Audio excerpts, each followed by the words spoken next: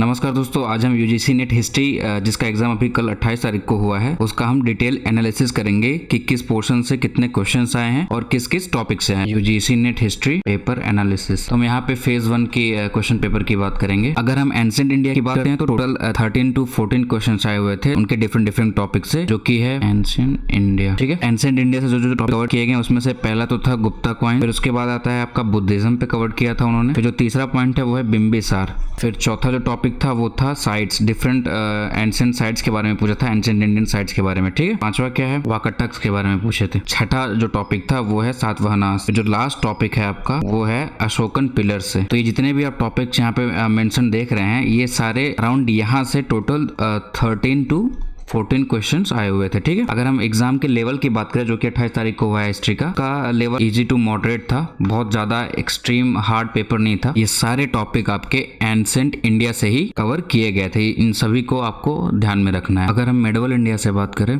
Medieval India से जो topic cover किए गए थे वो है शंकराचार्य, दूसरा चंडेलास, तीसरा है चोल एंड चालुक्यास, चौथा है सैयद, पांचवा है फिरोज शाह तुगलक, छठा टॉपिक है वो है अलाउद्दीन खिलजी, फिर सातवां विजयनगर, आठवां है मराठास, नौवां है कार्नेटिक वार्स, फिर नेक्स्ट टॉपिक क्या था राणा अमर सिंह, 11वां है दारा शिकोह, फिर आपका टॉपिक नंबर 12 आता है वो है बंदा बहादुर सिंह। ठीक है, इस मेडवल इंडिया के भी पोर्शन से अराउंड आपको 13 to 14 नंबर ऑफ क्वेश्चंस मिल जाएंगे। अगर हम मॉडर्न की बात करें तो इसमें भी आपका जो पहला टॉपिक कवर किया गया था, मतलब जिनसे क्वेश्चंस आए थे वो थे रैयतवारी सिस्टम से, फिर दूसरा है एक्ट ऑफ 1861 और एक्ट ऑफ 1973। ठीक है, और फिर तीसरा जो टॉपिक था वो था असर्शन एंड डिटेल्स, फिर चौथा टॉपिक है ड्रेन ऑफ वेल्थ थ्योरी, पांचवा टॉपिक आपके थे जेम मिल, फिर छठा टॉपिक है वासुदेव बलवंत फाड़के, फिर सातवां जो टॉपिक था आपका वो था डच फैक्ट्री, फिर आठवां था सुभाष चंद्र बोस, फिर 9th जो आपका टॉपिक है वो है मदन लाल ढींगरा, फिर 10th आपका टॉपिक है श्यामजी कृष्णा